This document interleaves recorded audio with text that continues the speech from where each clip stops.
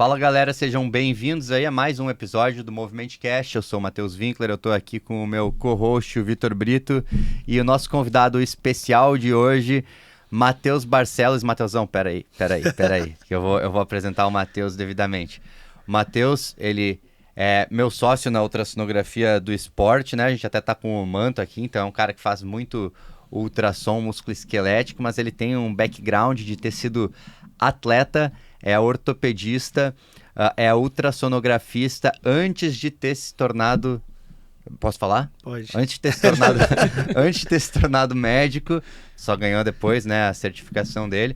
Então vocês já imaginam que é uma história assim um pouquinho diferente, uma história bastante bacana, que com certeza vocês vão curtir.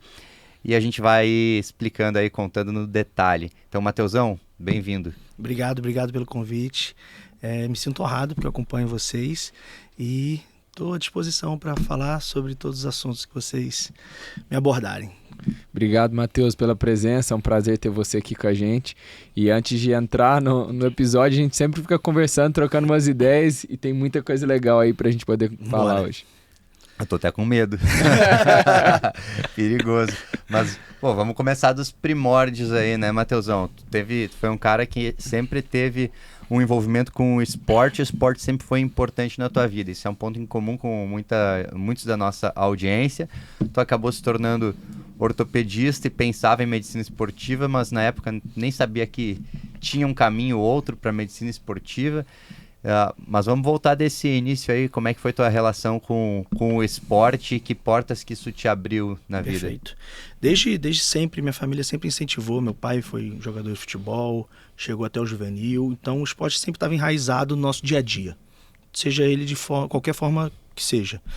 E aí a escola sempre incentivava a gente, acabou que eu e meus dois irmãos, a gente adentrou no esporte de maneira mais profunda lá pro meio do colegial, meus dois irmãos jogando basquete, eu jogando vôlei, e isso foi só ficando cada vez mais presente, jogando nos times da cidade, jogando no colégio, jogando estadual, jogando nos torneios do colégio. Então a gente passava praticamente a dia que eu treinava na escola e no time da cidade, 2 vezes por dia, o mesmo esporte. E então isso foi direto para mim até entrar na faculdade, e isso foi extremamente determinante na escolha do que eu queria fazer. E como o Matheus disse, eu queria trabalhar com esporte.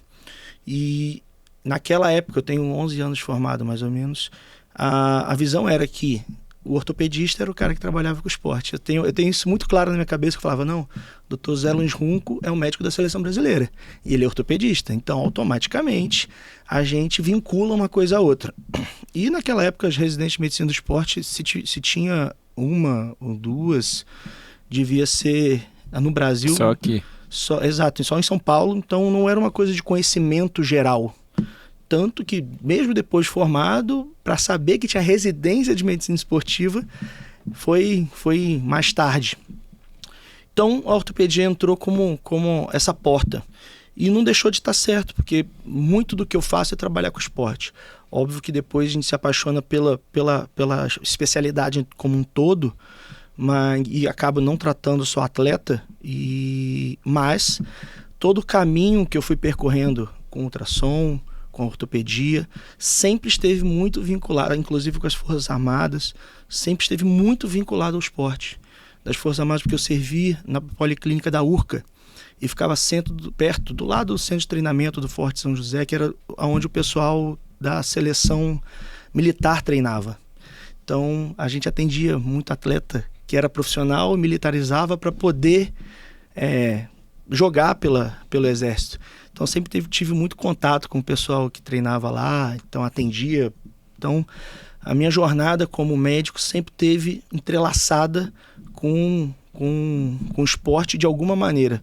E provavelmente não vai desentrelaçar nunca, né? Porque quando a gente gosta, a gente procura, a gente está sempre perto, sempre propício a fazer o que lhe é devido. E me fala uma coisa, qual que foi o momento que você decidiu mudar da carreira de atleta para ser médico e por que você tomou essa decisão? Boa. Quando eu passei para a faculdade, eu tinha 17 anos, então ainda tinha um tempo de esporte para gastar. Só que quando eu cheguei, eu tinha uma realidade na minha cidade. Eu sou canhoto, então sempre tive muita vantagem em relação a isso com os esportes. Sou canto de pé e de mão, então sempre tinha uma vaguinha na lateral esquerda, sempre tinha uma vaguinha ali na ponta, mesmo não sendo melhor no handball, mesmo sempre ali na ponta direita tem uma vaguinha pro canhoto. Só que quando eu cheguei no Rio, o baque foi muito grande, porque o nível que eu jogava normalmente era totalmente diferente. Então eu cheguei no Flamengo, pô, tinha um levantador que era mais alto que eu, tinha líbero que era quase do meu tamanho. Então eu vi que o negócio não era tão fácil assim e que não ia ser tão tranquilo. Mesmo assim, sempre desempenhei bem e tudo mais, por ser canhoto sempre facilitou. Mas quando bateu a idade juvenil, eu já estava na faculdade, estava indo para o 2º ano de faculdade. Deslocamento, não tinha carro na época. No Rio de Janeiro, o deslocamento é péssimo, de ônibus, metrô. Então eu gastava mais tempo me transportando do que jogando. E aí eu teria que dedicar muito tempo para sair do juvenil e para o adulto. Até joguei alguns campeonatos adultos, mas puramente recreativo, treinar final de semana, só para não perder o ritmo. E isso acabou que a jornada da faculdade engoliu o esporte nesse nível.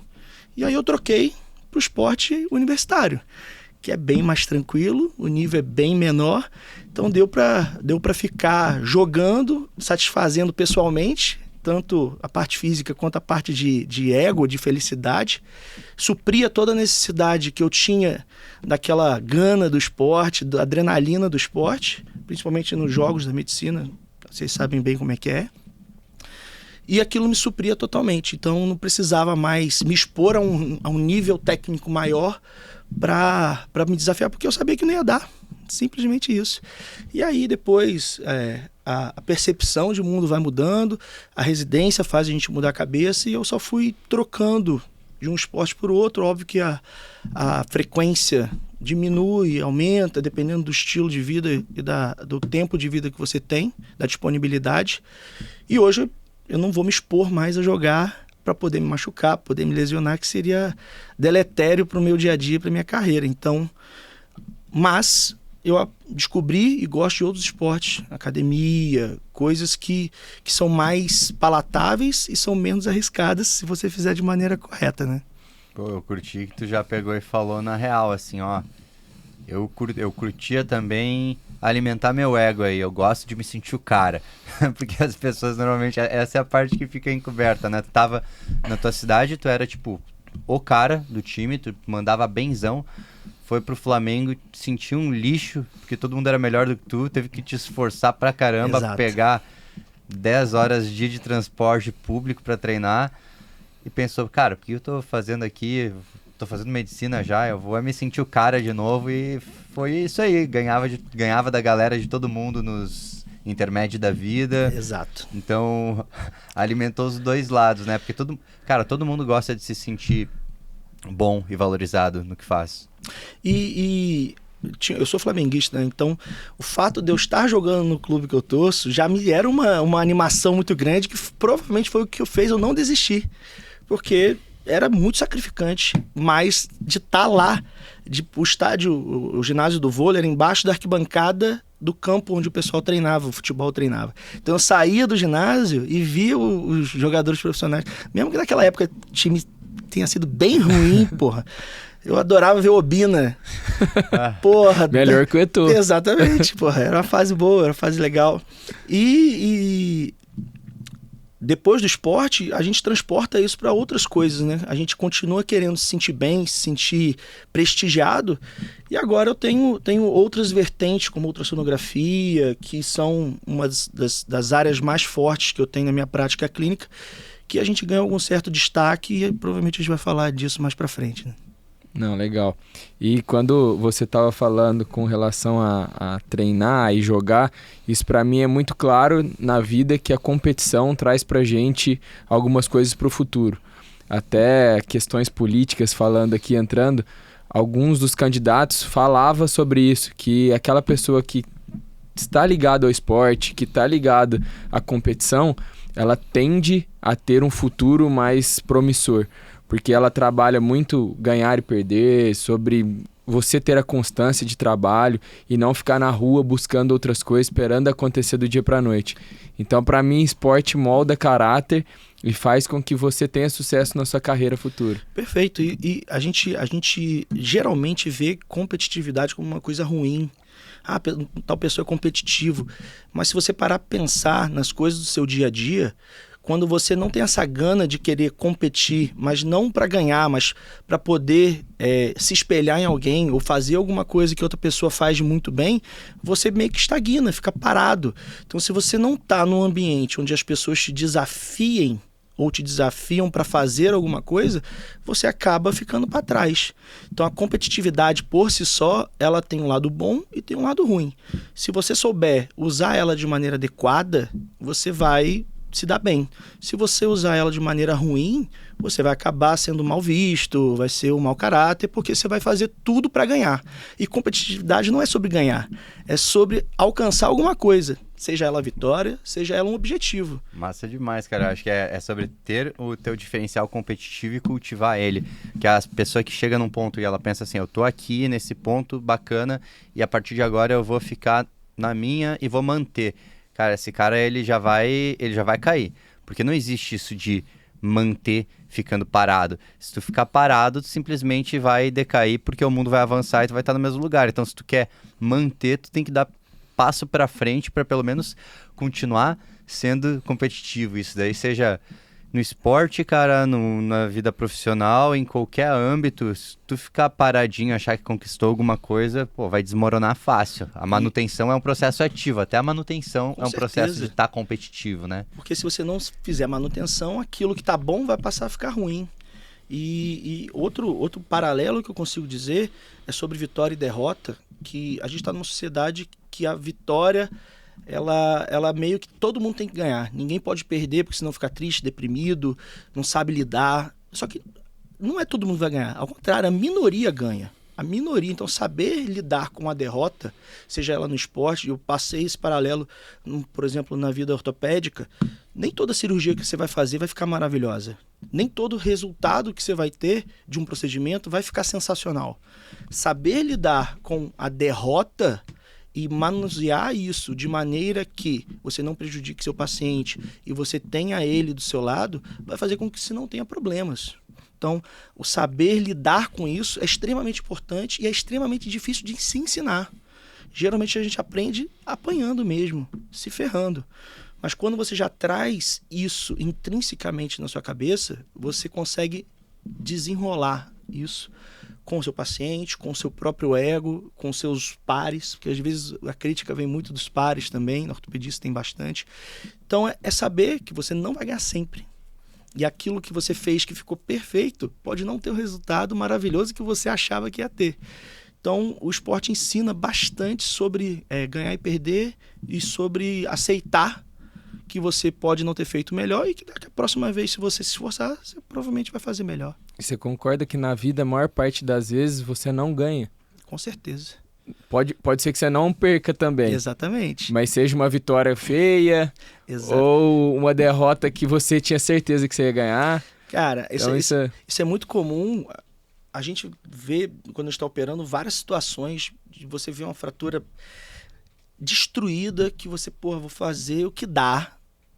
E não fica bonito, mas o paciente volta uma semana depois, tô maravilhoso, doutor, tô voando, parece que eu não tive nada.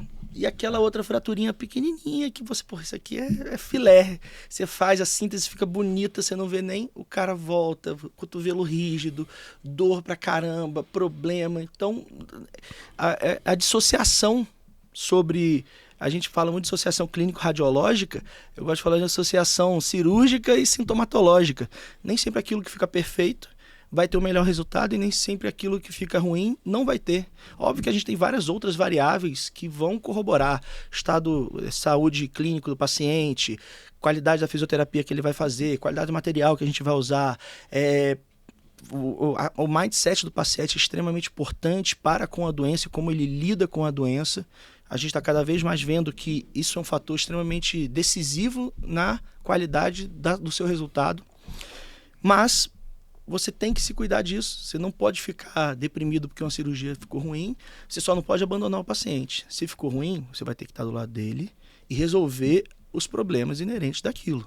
Você tem que estar preparado também, Tem que né? estar preparado. E aí é na derrota que você se prepara. Exatamente. Porque a partir do momento que você tem só vitórias, tá tudo bem. Eu sou o melhorzão e aí eu vou ficar desse jeito. Ninguém tem só vitória. Se um ortopedista falou que todas as cirurgias que ele fez deu certo, ou ele tá mentindo pra você, ou ele não, ou ele não operou o suficiente. Ou ele não operou o suficiente. Ou ele tá mentindo ou ele não tá falando a verdade, né? Já aconteceu. Isso é normal, porra. Não, todas as cirurgias dessa aí que eu fiz deram certo. Só fiz uma, então todas, porra. Se você fizer 100, alguma dá problema, cara. Não tem como, é estatístico. Tem um chefe nosso lá que ele fala que a partir do momento que você aumenta o seu N, a sua probabilidade de dar alguma coisa errada aumenta muito mais. Exatamente. É um jogo estatístico, né? Cara, tu falou um lance interessante sobre a mentalidade, né? Essa mindset é uma palavra que tá agora na moda falar mindset, mas a mentalidade é uma palavra é real.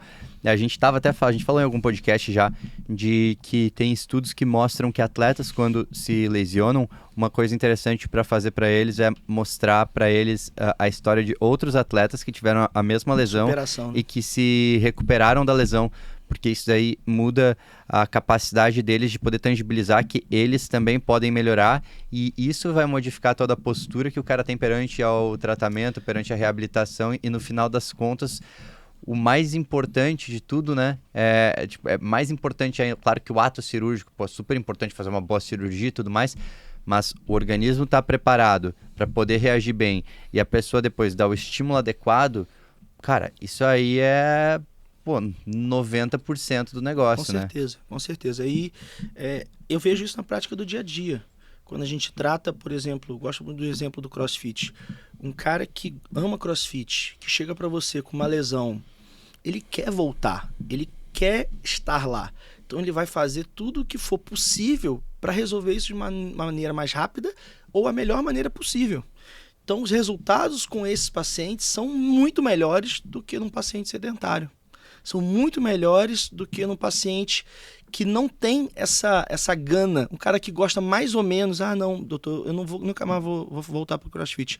Ele vai ter um resultado pior, porque ele não vai ter aquela motivação de voltar para aquilo que ele estava antes. Então, isso para mim já é... Eu não tenho dados, não fiz nenhum trabalho, mas isso é muito convicto na minha mente. Quando eu tenho um paciente motivado a fazer algo, ele vai ter um resultado melhor, com certeza, do que um paciente que não vai ter essa necessidade ou essa vontade de voltar para alguma coisa que ele gostava de fazer. E uma outra coisa que eu acho super interessante, a gente entende que dentro de uma lesão, dentro de um cenário de uma lesão, a gente vê que não somente aquela reabilitação é importante. Então, as outras coisas que ele faz fora da reabilitação, da alimentação, suplementação, não ter hábitos ruins, né, igual fumar ou bebida alcoólica, isso interfere totalmente. Então, a pessoa que lesionou e não quer voltar para o esporte ele traz essa constância, traz a rotina, porque ele sabe se ele dormir bem, se ele alimentar bem, ele vai performar bem. Então, o cara que desistiu de treinar, não quer voltar mais pro CrossFit, ele desiste de tudo. Ele desiste da rotina. Ele abandona a rotina que ele tinha criado. Perfeito. Então, você, entre aspas, preparar um solo para que ele tenha uma boa reabilitação, está totalmente direcionado a uma melhor resposta sobre aquela lesão. Hoje em dia, o preparo do solo está muito em evidência e provavelmente vai ficar mais em evidência ainda, porque uma coisa que vai evoluir, a gente deixar o organismo propício para ser tratado, é tão importante quanto tratar. Então, na ortopedia tem várias doenças que a gente não sabe por que uma pessoa responde bem, outra responde mal, com a mesma técnica, feita da mesma maneira, com o mesmo material. Por que uma não vai ter a mesma resposta que a outra, se as duas são pessoas iguais? Só que a gente vê que são pessoas totalmente diferentes. Tem pessoas com uma própria possibilidade genética de se recuperar mais rápido do que outra, uma chance intrínseca de se machucar menos do que a outra. Então, você ter, não jogando a parte genética, mas você ter a parte metabólica de maneira adequada, você pode meio que empatar esse jogo e fazer com que os tratamentos sejam mais efetivos. E, cara, vou falar a verdade, isso depende muito mais do paciente do que da gente, mas se você não incentivar seu paciente a fazer isso e ter um resultado ruim, o resultado ruim vai ser seu. Então isso está cada vez mais claro na minha cabeça e na minha prática clínica, e uma das coisas que a gente vem conversando bastante sobre o preparo do solo é que não é só chegar, pegar, enfiar uma agulha e jogar um remédio. Você precisa de um contexto ao qual aquele remédio vai atuar de maneira mais potente possível. E o solo, né, para quem tá ouvindo, solo, quando fala em preparo do solo, é o organismo da pessoa que vai receber qualquer terapêutica ali. Exatamente. Eu li um livro nesse último mês que acho que é Implacável, o nome, não sei, mas é do cara do treinador do Michael Jordan, do Kobe Bryant. Ele tem um livro que ele fala de tipo 13 traços que ele vê nessas pessoas, em todos os atletas que ele já treinou, que são diferentes. E daí ele classifica as pessoas em tipo o cooler, que é o cara que é o legalzão ali, mas vai com a manada e tipo obedece a comandos, pipoca na hora da pressão. Tem o closer, que é o cara assim que tipo ele joga, faz os negócios dele ali e ele performa mesmo, é sob pressão, e daí ele consegue performar e entregar sob pressão, só que tu não pode contar com ele sempre. Ele performa sob pressão e tal. E tem o cleaner. O cleaner, ele é o cara que, tipo, ele faz tudo de ponta a ponta e depois ele limpa a quadra, se precisar, entendeu? Por isso a ideia é o cleaner. O cara, o cleaner é quem comanda. E daí ele põe 13 traços, e é legal que cada traço, ele põe, tipo, item 1. E daí o segundo é item 1. O terceiro é item 1. Tem que ter todos. Porque nenhum deles é mais importante do que o outro.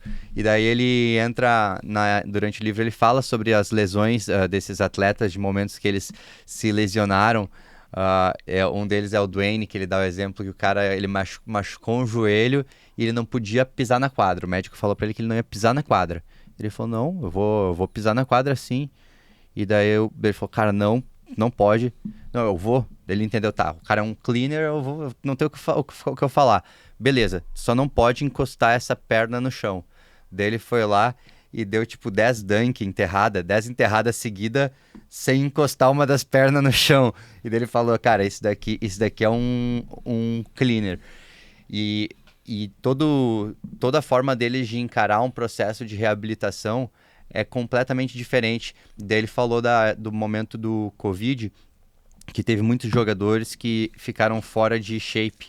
E aí, quando voltou a ter jogos, tinha atletas dele que tem totalmente essa mentalidade de cleaner, que, cara, eles estavam prontos para jogar.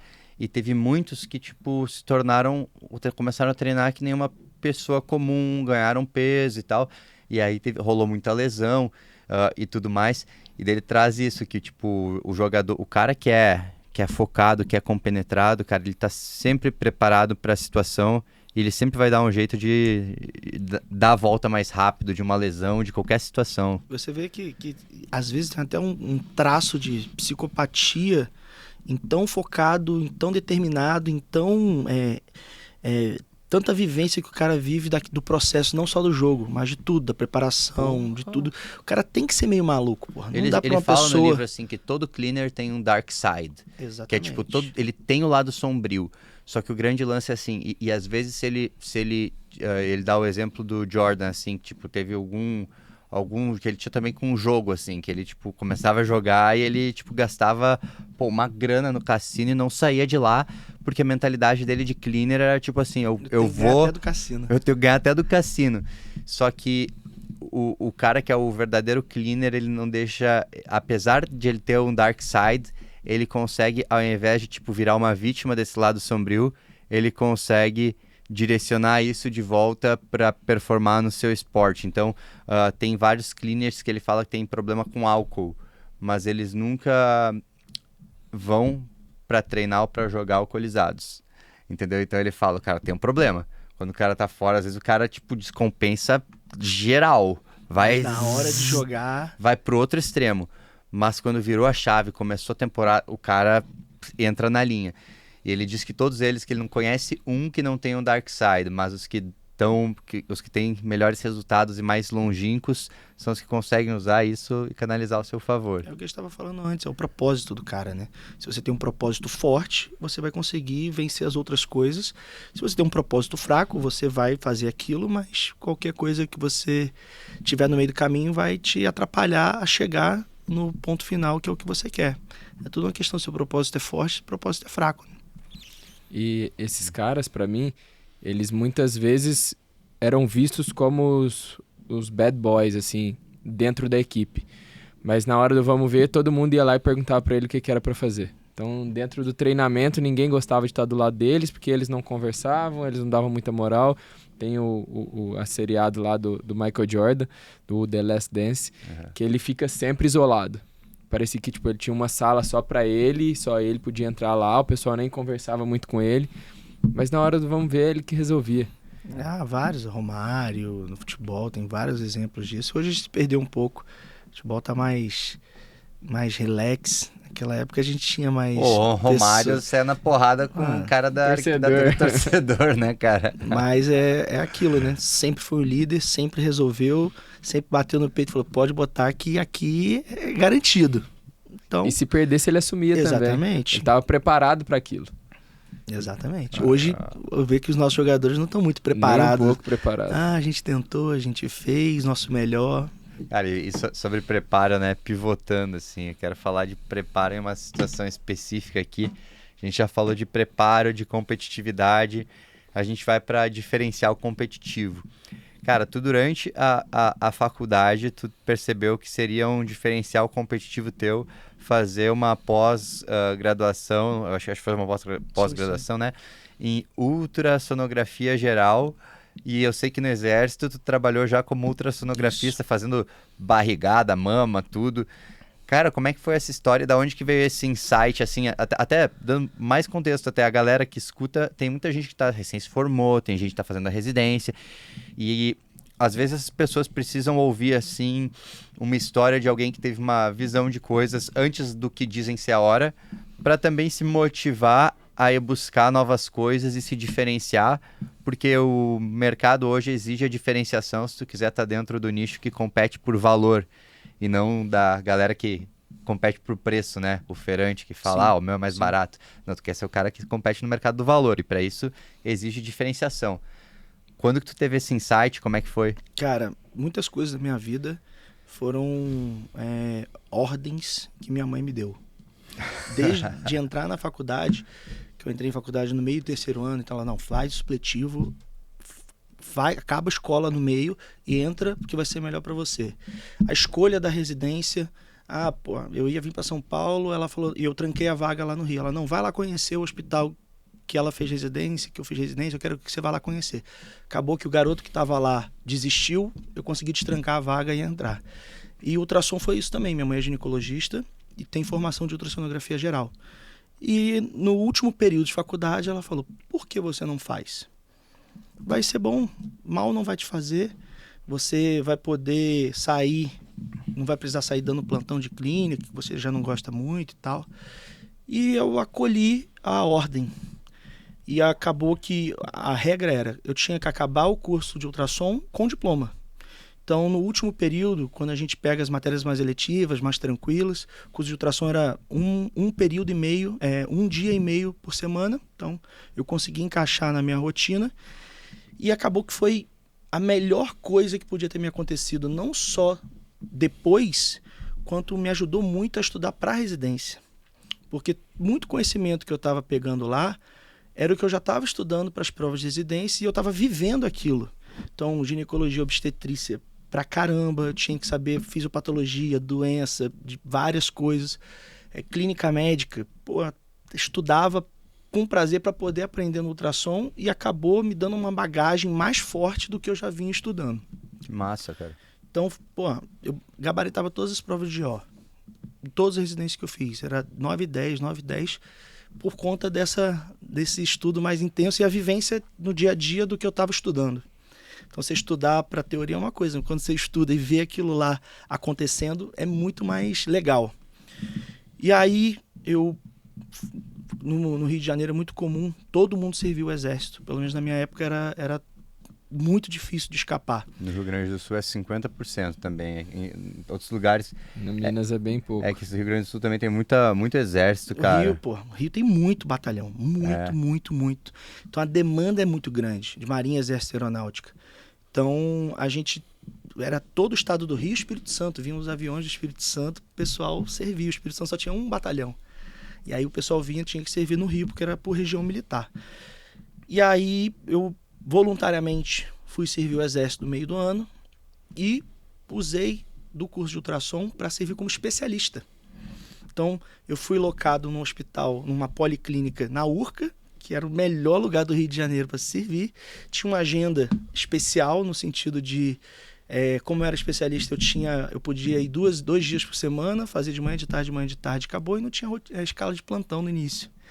Então, só me trouxe vantagens. E por isso, eu consegui destrancar a residência e fazer o Exército e a residência junto. Porque se eu fosse clínico, eu não ia ter uma agenda especial, eu não ia ter um horário privilegiado, e eu não ia conseguir, eu ia ter que esperar acabar o tempo do Exército para destrancar a minha vaga e voltar. Então, foi meio que tudo embolando ao mesmo tempo. Foi bem sacrificante, foi bem difícil, mas eu ganhei 1 ano, né? Então, o tempo é um preço que você não consegue pagar por ele, você consegue fazer. Então, nesse bololô, eu ganhei 1 ano, porque eu servi o Exército 6 meses, entrei na residência, servi o Exército e residência 6 meses, saí do Exército, fiquei na residência, só que no 2º ano de residência eu voltei para o Exército, para trabalhar só final de semana. Então, abre portas, porque... quando eu saí do Exército, eles viram que não tinha ninguém que fazia o que eu fazia, que era ultrassom musculoesquelético, no Exército do Rio de Janeiro inteiro. Então era melhor me trazer de volta e me dar um horário especial do que não me ter e ter que pagar por fora. Mas peraí, tu começou fazendo tipo ultrassom geral e daí tu foi pra musculoesquelético. Como é que foi essa transição assim? Eu sempre fiz geral, só que ninguém gostava de fazer musculoesquelético. Era um déficit da especialidade. No Hospital do Exército tinha residência de radiologia. Porra, imagina, lá tem uns paraquedistas no Rio, não tem? Os Muito. Toda semana eram quebrados de paraquedas. Muito. E não tinha ninguém que fazia ultrassom musculoesquelético. E ninguém queria fazer. Então foi uma janela de oportunidade.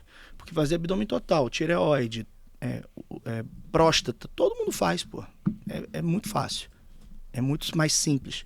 Mas tem que estudar toda a anatomia, toda a fisiopatologia, imagem. É muito mais trabalhoso para o radiologista, então tinha uma janela de oportunidade. Eu só entrei nessa janela, já que eu era ortopedia, eu estava fazendo a residência de ortopedia e aquilo eu estava vivendo todo dia, foi muito mais fácil, porque foi o meu conhecimento, o meu avanço na ultrassonografia musculoesquelética foi junto com o meu conhecimento de ortopedia geral. Então isso facilitou muito. E hoje que a gente tem a escola, que a gente ensina, a gente vê que os estudos mostram que quanto antes você colocar o ultrassom na vida do médico do esporte, do fisiatra, do reumatologista e do ortopedista, mais fácil vai ser o aprendizado, porque ele vai aprender tudo junto.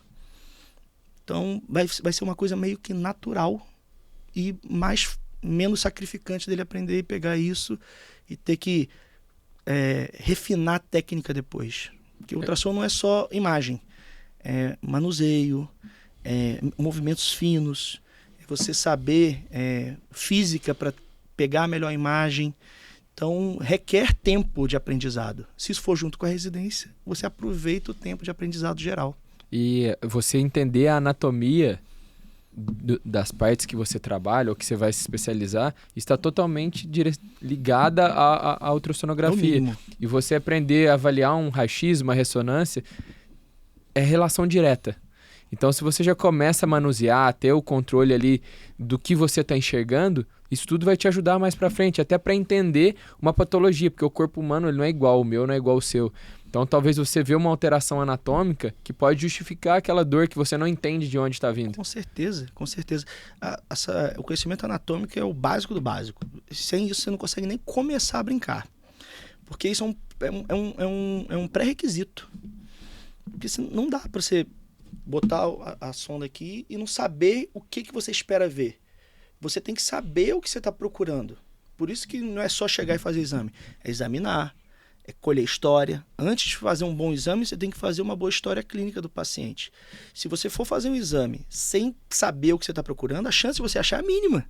Cara, e os ortopedistas, de forma geral, a gente tem tipo uma amostra enviesada porque a gente convive com gente que é desse meio. Mas os ortopedistas, de forma geral, eles não sabem a parte de músculo, né? Eu noto que tem um déficit muito grande na ortopedia nessa parte de músculo. E hoje a gente, na medicina esportiva, a gente já está tendo um olhar mais para isso. A ortopedia, se tu pegar global, tem um déficit enorme nisso. Sim. Ele sabe tratar. É cirúrgico, não é cirúrgico, é isso. E daí tem um monte de coisas no meio desse caminho que são abandonadas porque o cara não entende nem da imagem em si, mas também nem das patologias e como tratá-las, né? Isso é muito culpa do, entre aspas, dia a dia. O dia a dia faz com que você esqueça coisas que você aprendeu lá atrás. Então, no meu dia a dia, é mais difícil aparecer uma lesão muscular, por exemplo. Eu pego, como eu sou super especialista de ombro e cotovelo, pego muita lesão de massa extensora, epicondilite lateral, tendinite manguito rotador.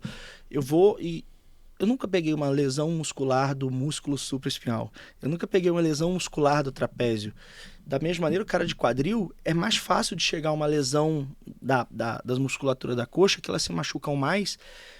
Mas é aquilo, né? O cara, isso não opera.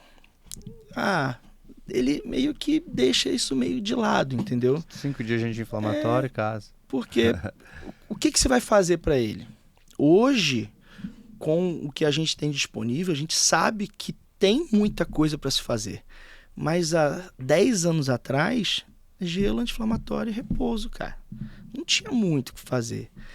Então, a evolução da medicina, ela vai nos dando opções de tratamento, e eu sempre fui muito revoltado com isso. Na residência, é a fisioterapia ou a cirurgia.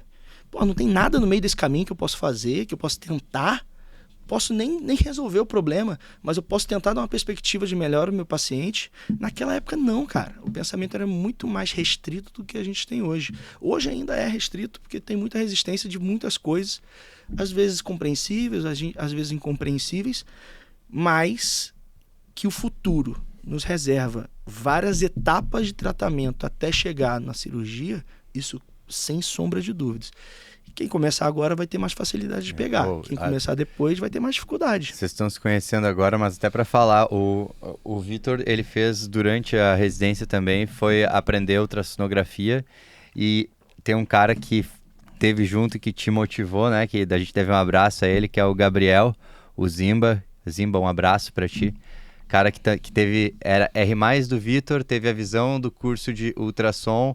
Aí o Vitor animou mais do que ele, eu acho, né? Agilizou, foi atrás, fez. E daí eu era R- do Vitor. E eu lembro que um dia eu tinha machucado eu tinha machucado o cotovelo no jiu-jitsu, e eles estavam lá fazendo ultrassom um dia. Daí, não, chega aí, vamos ver teu cotovelo. Daí eu vi que os dois estavam ali se batendo, né? Olhando, isso daqui acho que é tal coisa. Daí eu entendi que, cara, os caras estão estudando em mim aqui, cotovelo. Porque, cara, é uma curva de aprendizado enorme. E aí, vocês me motivaram a aprender ultrassom também. Aí que eu fui atrás de comprar ultrassom. Até antes eu falei com o Vitor, cara, esse aqui e tal, o que tu acha? E pra ti foi tua mãe, né, cara? Então é importante ter pessoas aí... Eu sou um pai pra você, tá? Papito.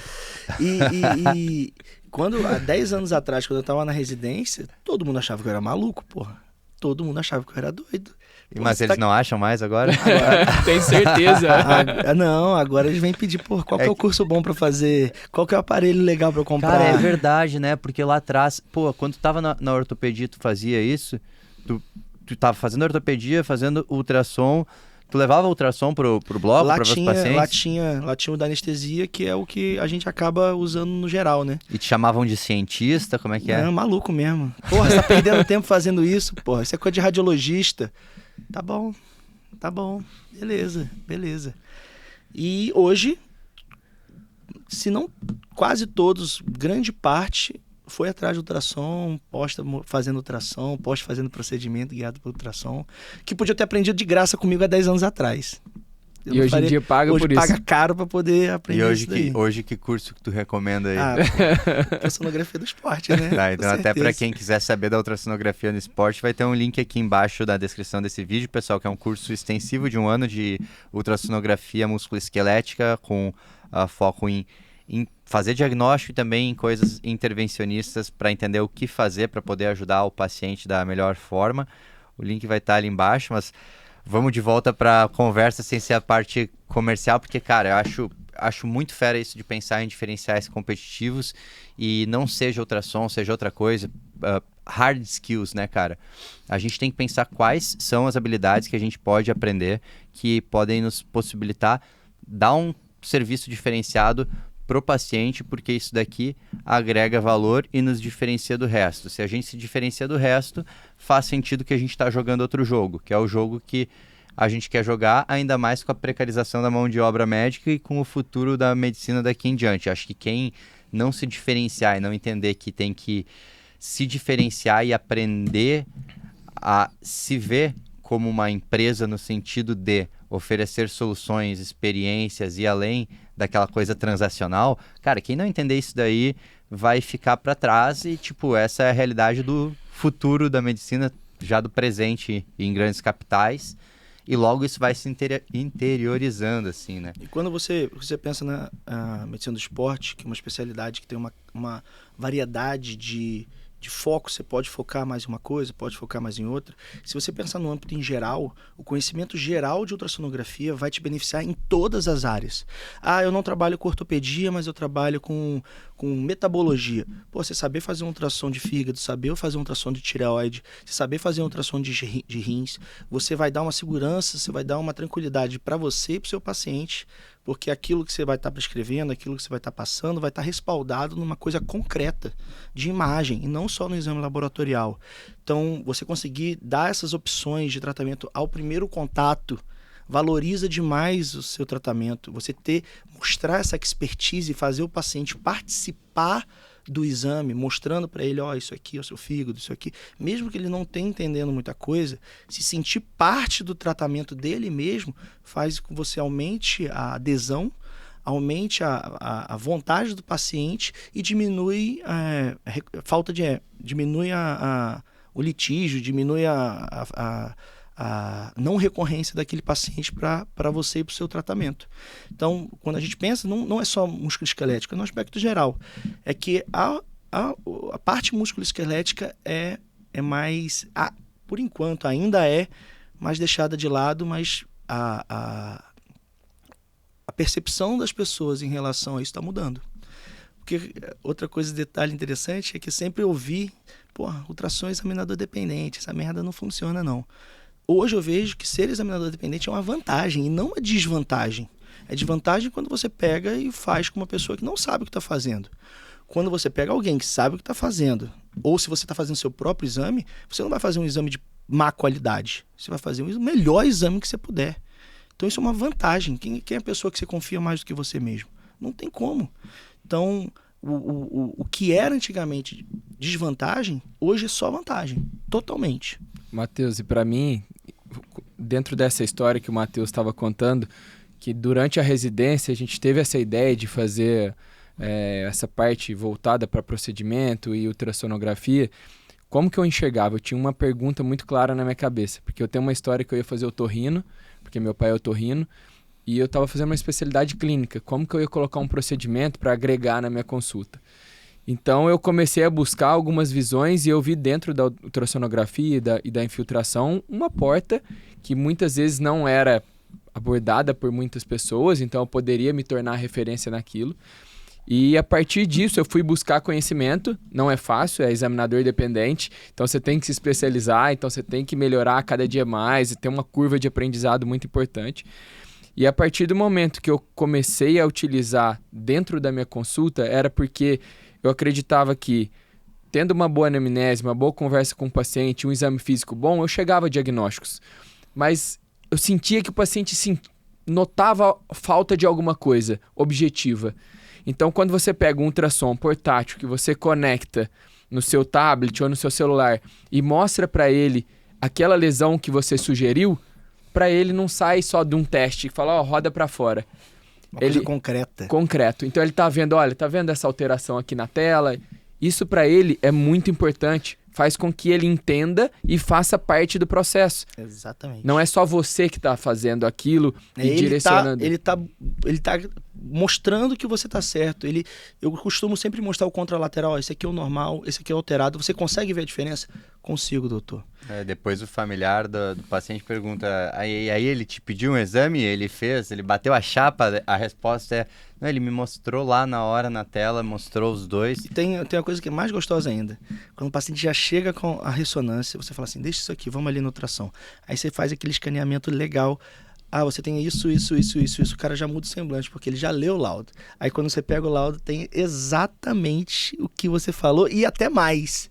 O cara vai confiar no seu exame. Ele vai confiar em você, ele vai falar, não, isso aí pode mexer no meu ombro que tá certo. Já dá pra falar, na próxima vez nem faça essa ressonância, vem aqui pra mim antes e eu te peço se você precisar. Tem isso também, é saber a limitação do método. Total. Não é que eu deixo de pedir. Eu diminuo bastante minhas solicitações de ressonância magnética, porque tem coisas que só a ressonância magnética são capazes de ver. E beleza, meu irmão, tá ótimo. E é assim que tem que ser.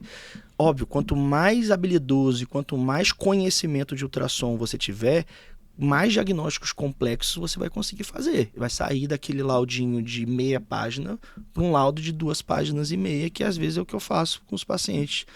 Então, você precisa saber para poder chegar nesse ponto. Você tem que estudar e tem que saber o que o ultrassom pode te oferecer. Tá? E voltando disso que você falou de pegar, hoje a portabilidade dos aparelhos, isso cabe no bolso. Para quem tá ouvindo o podcast, tu trouxe aqui, né? Eu tô narrando o que tá acontecendo aqui. Os aparelhos antigamente... O Mateusão trouxe um transdutor da GE, o V-Scan, que tem de um lado linear e do outro lado o convexo, né? Então, animal. A facilidade de acesso dos aparelhos aumentou muito. E quando você pega isso, liga no iPad, o cara já fala, porra, moderno pra caramba. Os pacientes ficam impressionados só do aparelho em si, porque foge do normal daquele semblante, não, aquele aparelho gigante, muitas vezes barulhento. Qual o sexo do bebê? Todo mundo fala isso. Quando vê um aparelho que você espelha no iPad, joga na TV, e o paciente, daquele momento, ele já começa a te ver com outros olhos. Então, a acessibilidade, a evolução dos aparelhos ultraportáteis, além da versatilidade de um preço mais acessível, é universalizar, de você poder fazer isso na beira do campo, na beira da quadra, em qualquer lugar. Falando de esportes mais extremos, numa montanha, um cara que está escalando, numa corrida de aventura, você ter isso aqui é game changing. Você vai mudar a perspectiva de saber se o cara vai poder voltar ou não e do grau de gravidade que ele tem daquela lesão. Cara, deixa eu ver isso aqui. É tipo... sei lá, aqueles Nokia dos anos 2000, saca? Alô, quem fala? Matheus aqui. É bem isso mesmo. Ó, galera, pra vocês sacarem aqui, quem tá vendo o vídeo, vou botar até direto na câmera. GE, patrocina nós aí, né? É boa. Não, esse, cara, eu acho animal. Eu também tenho um ultra portátil assim, mas é com um fio meu. Eu achei legal esse que é sem cabo, assim. Quanto tempo que dura a bateria? Uma hora usando direto. Porque esses aparelhos são direto, muito potentes. Então eles esquentam bem. Então quanto mais quente eles estiverem, mais a bateria vai durar menos.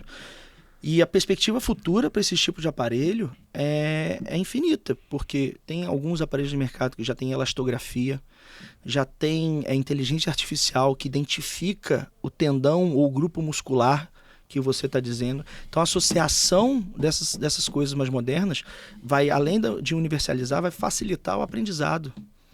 Então, da mesma maneira que você tem aquela ressonância que vai pintando, dizendo qual músculo que é, no futuro, quem sabe a gente não vai escanear e já vai aparecer na tela, você vai botar a região, qual o músculo que está fazendo, qual o tamanho da lesão, isso automaticamente. Sem falar já tem isso em alguns lugares. O cara, tem alguém vendo você fazendo exame, já dando pitaco no que você tem que fazer, o que você tem que ver, ou laudando, fazendo um segundo laudo do seu próprio exame.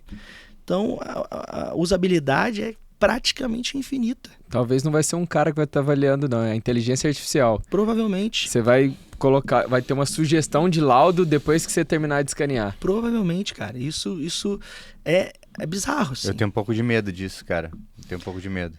Eu não tenho medo, porque isso vai facilitar a minha vida. Porque tu já tem o conhecimento, né? Mas eu fico pensando pra galera que vai vir assim, que daqui a pouco... pode ficar preguiçoso. Pô, sei lá, tu vai num pronto-socorro, tu faz alguma coisa, tu precisa de um atendimento, tu não sabe se aquela pessoa tem a capacidade técnica ali ou se ela tá com um aparelho que escuta, que transcreve tudo e que uma IA tá falando para ela qual que é o diagnóstico.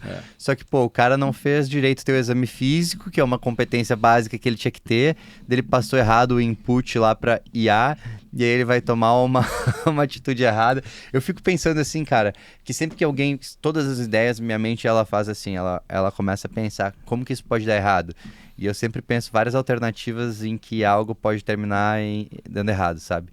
E IA e atendimento médico tem muito potencial usado por pessoas competentes. Exatamente. Né? Isso é uma perspectiva correta, mas isso vai do básico. Se o cara ruim tá no pronto-socorro com IA, sem IA, ele vai fazer a merda. Isso é verdade. Bom a IA pode até minimizar a merda que ele vai fazer.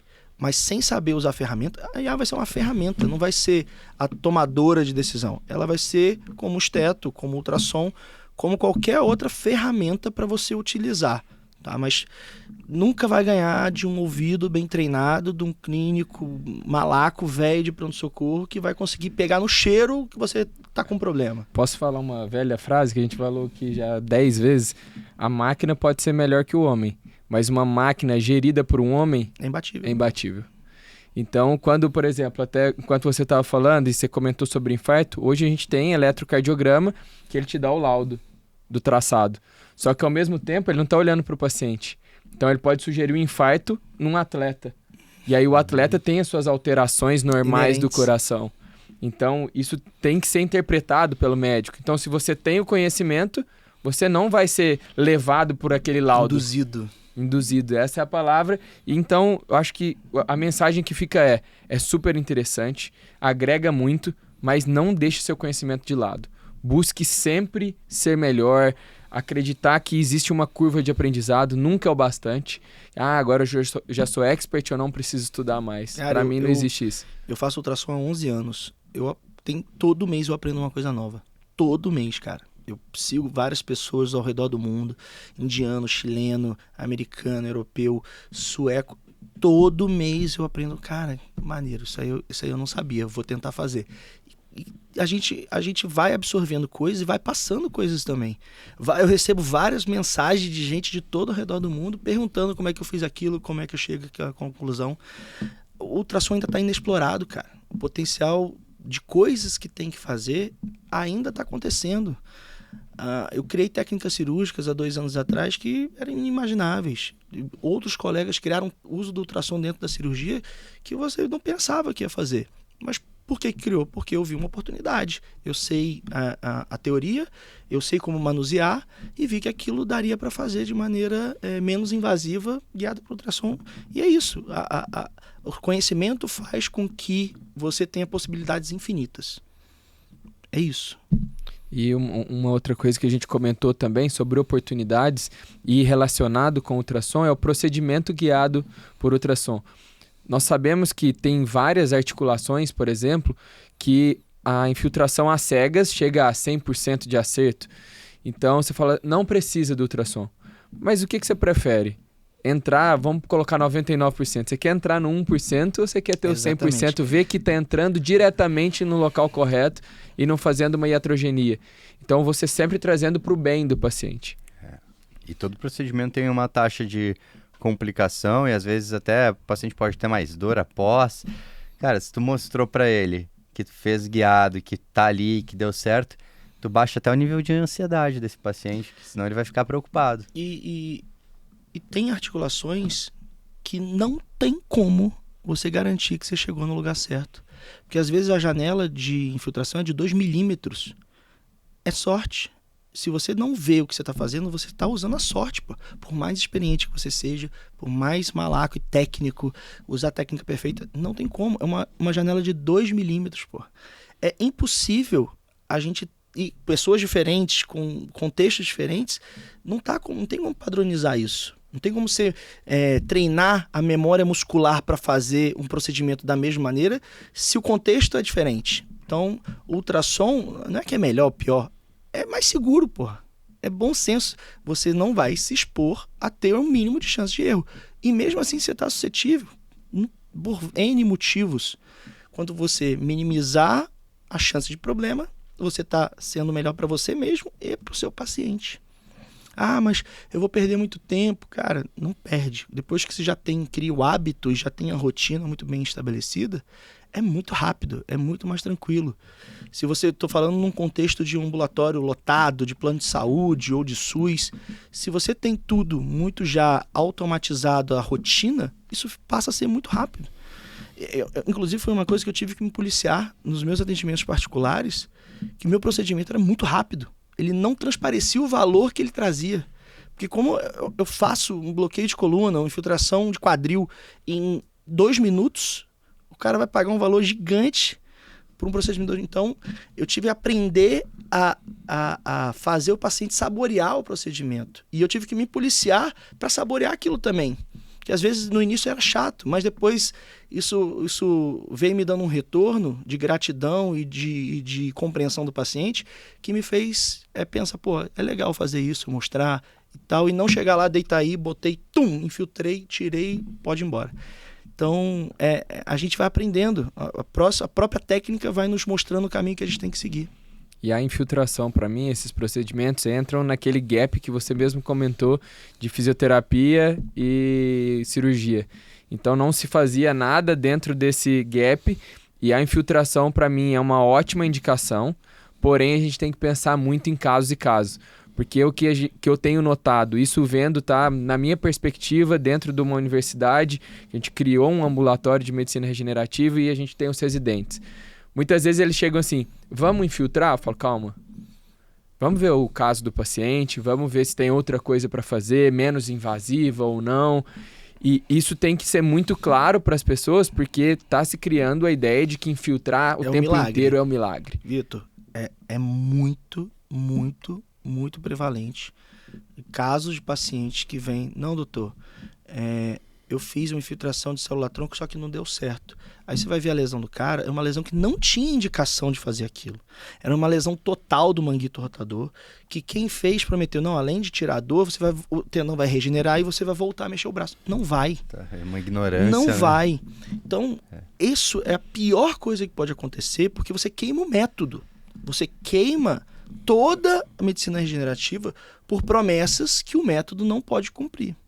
Então, ajuste de expectativas junto ao seu paciente, deixar isso muito bem esclarecido.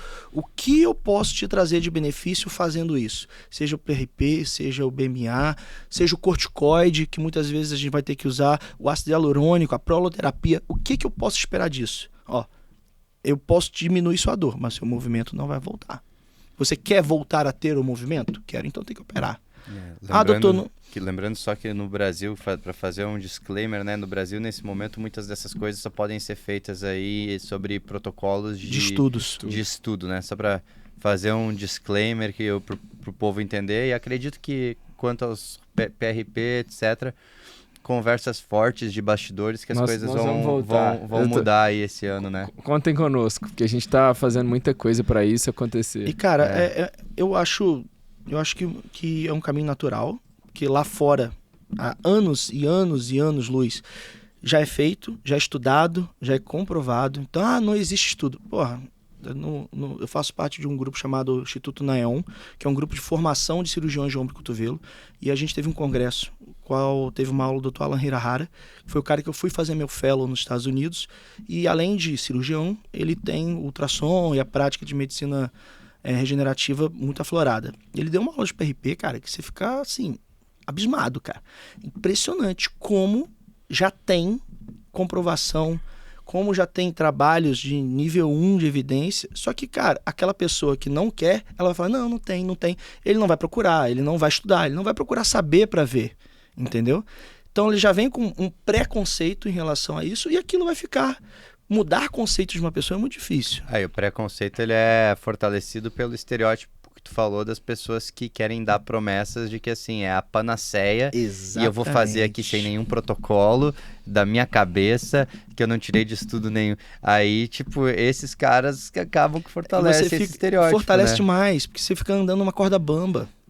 Se você não tiver a perspectiva do que você vai fazer. Cara, eu cansei de contraindicar procedimento, pô. Isso é, pô, você deixou de ganhar dinheiro? Deixei, porque não vou resolver o problema do paciente. O paciente fica puto, fica triste. Ah, pô, vim por você porque me mandaram, falaram que você resolveu. Mas o que eu vou fazer não vai resolver. Eu vou te invadir, eu vou te tirar seu dinheiro e você não vai melhorar, pô. Aí é ruim pra mim também. Não é só pra você. Eu não vou poder fazer isso, porque senão eu vou estar me prejudicando e te prejudicando. E não são todas as pessoas que fazem isso, não. Não, a maioria não faz, pô. Que é exatamente isso, o quanto o dinheiro interfere na sua conduta ou não. Porque você vai ganhar mais se você infiltrar. Com certeza, mais cirurgia. E ao mesmo tempo, vocês comentando, dentro da medicina regenerativa, eu entendo também o lado da Anvisa e do CFM, né, que são os órgãos reguladores. A Anvisa, ela só protocola o que são cada um dos procedimentos e ela tenta trazer, tem que utilizar dessa forma, a um tipo questão de centrífuga, padronização. E ao mesmo tempo o medo do CFM é como todo mundo vai fazer. Se ele vai pegar qualquer máquina de fundo de quintal e gerar uma centrifugação e colocar qualquer produto lá dentro, porque você queima o método. É o que você mesmo falou. É uma preocupação pertinente demais, muito cara. Pertinente. Muito pertinente. Mas as grandes empresas de medicina esportiva, ortopédicas, Arthrex, Conmed, Johnson, elas já estão lá nos Estados Unidos. Quando eu fui fazer o fellow, ele usava uma máquina da Arthrex, que se só botava, ela já fazia tudo, já te entregava, a máquina mesmo já dividia, já te entregava pronta. Então eles estão padronizando, óbvio que ainda existe muita diferença, mas a tendência é que essa diferença vá diminuindo. Com certeza. E a gente fazendo estudos, a gente protocolando protocolos ficou engraçado. A gente vai cada vez mais saber o que a gente quer. Então eu quero um PRF, eu quero um pouco mais de leucócito, eu quero um pouco menos de leucócito, para cada situação diferente. Eu quero... Então você pode ter essas variações que só vai conseguir saber se você estudar, fazer, sentir qual lesão. Porque é aquilo, nem todo paciente vai ser igual. Você vai ter que ter um bom senso para usar qual das medicinas regenerativas vai ser mais apropriada para fazer tal coisa. Não é igual para todo mundo. Da mesma forma que o BMA não é só tirar e mandar. Tem várias possibilidades diferentes de uso. Cara, e a gente está evoluindo demais. Quando fui fazer o fellow, eles estavam estudando líquido placentário. Já vi agora PRP de outra pessoa. Uhum. Você pode fazer. Heterólogo. É um negócio que o mundo tá bombando disso. E a gente está engatinhando, e tudo bem. A tendência é que a gente melhore, evolua e com a universalização disso vai ficar cada vez mais acessível. Porque na teoria é um produto barato que tá tirando de você só. Então você não precisa pedir uma empresa para te fornecer, você faz ali na hora, mas tem que ter muita cautela também. Exatamente. O local que você está fazendo, risco de infecção, enfim. Se os planos de saúde, as operadoras fossem inteligentes, eles estimulariam a gente a procurar, estudar e fazer mais, porque iria ser menos custoso para ele. Resolver uma lesão pequena ou uma tendinopatia crônica do manguito, vai evitar uma cirurgia, evitar custo. Pô. Mas quem que tem mais influência e poder será a Big Pharma ou os planos de cirurgia? Não, o cara entrando na conspiração, né? Pergunta boa. Entrando na conspiração. Vamos mudar de assunto aqui.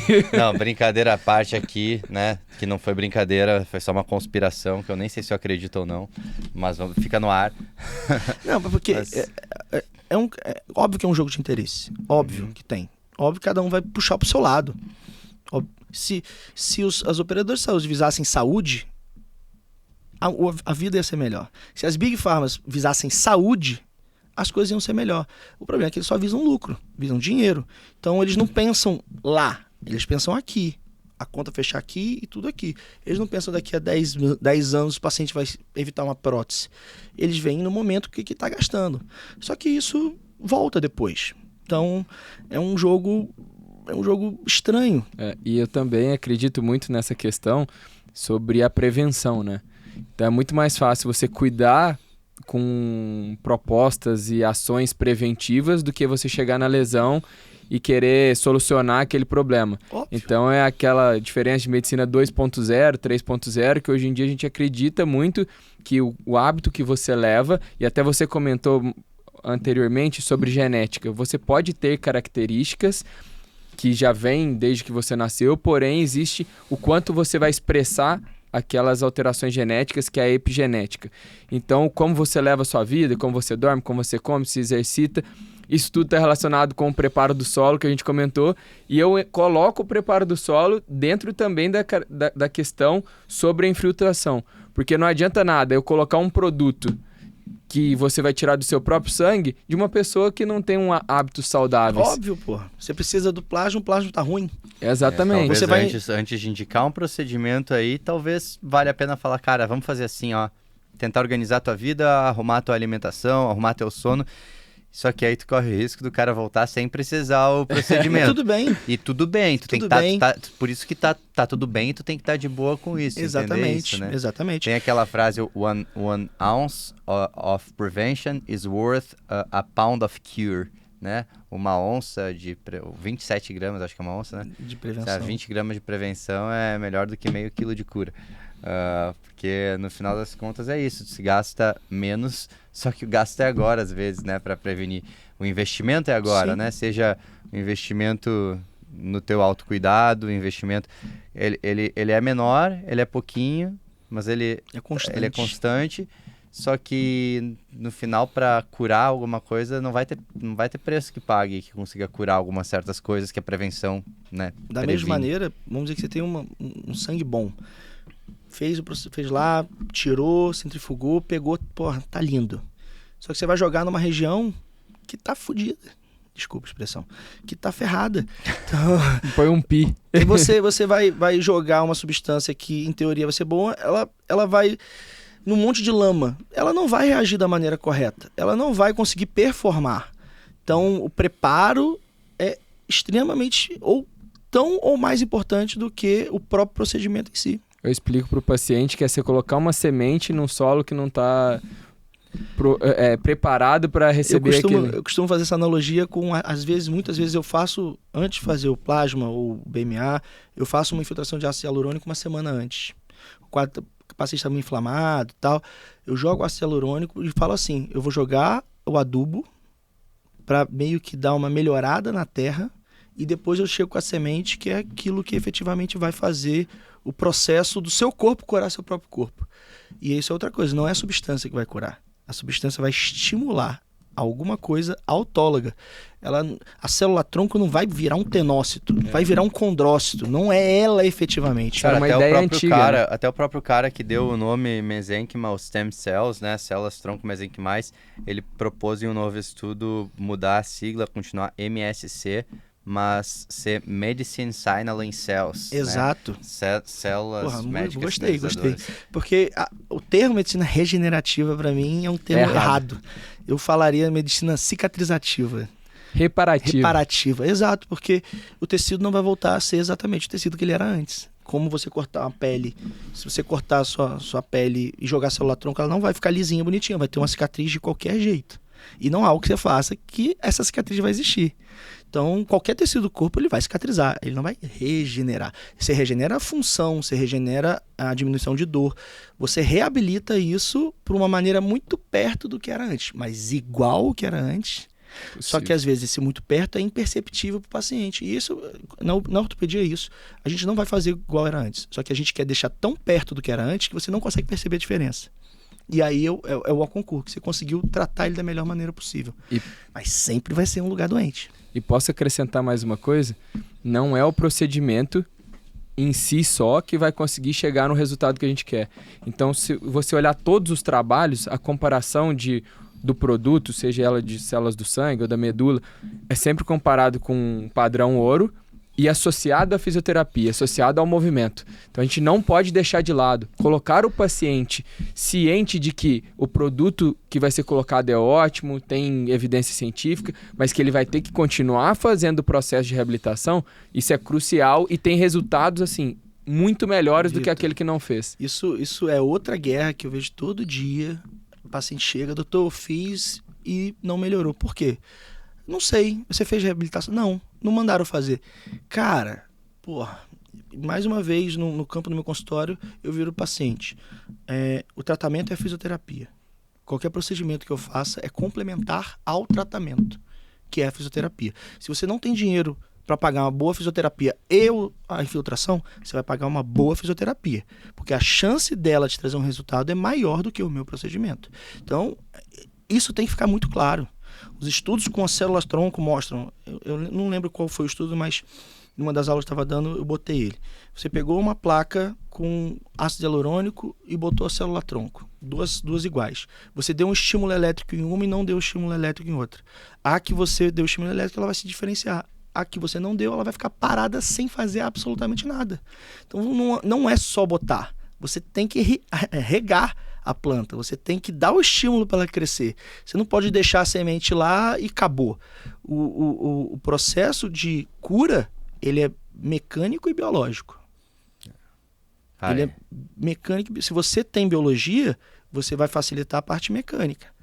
Mas se você não tem, você não vai conseguir. Você vai conseguir com a parte mecânica compensar. Mas só a biologia é muito mais. Não é que não vai resolver, mas é muito mais difícil de resolver sozinho. Então, não faz sentido nenhum quem faz esse tipo de procedimento e não precisa fazer fisioterapia que você vai curar. Porque, cara, ele tá fadado.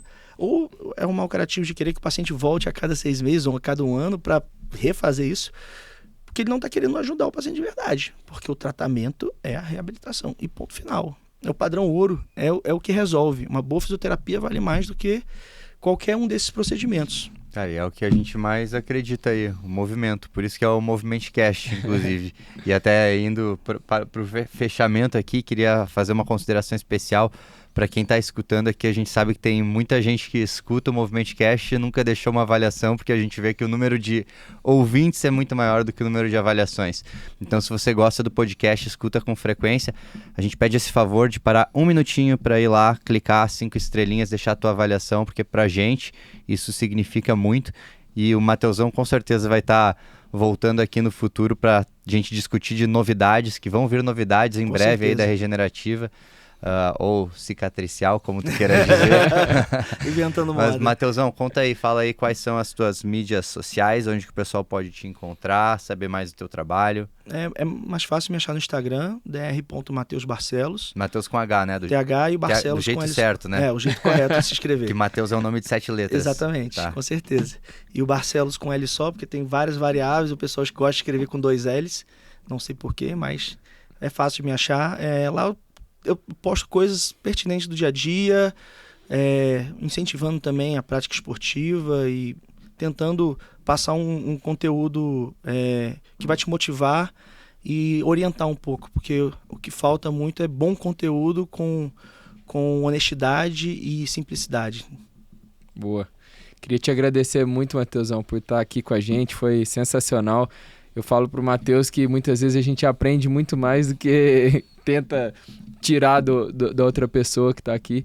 Então, obrigado mesmo. Espero que você volte outras vezes aí com a certeza. gente. Eu que agradeço, é uma honra estar aqui com vocês. E a partir de hoje a gente vai criar outros laços, vamos conversar bastante. E com certeza outros podcasts virão com mais informação. Se você tem a galera tiver algum assunto que queira saber, que queira discutir, a gente está sempre aberto para poder fazer não só a ortopedia, mas tudo que envolve a parte de saúde crescer cada vez mais. Com certeza. Fechou, tamo junto. Pra cima aí. Bora. Valeu, gente. Muito obrigado. Tchau, Até tchau. a próxima.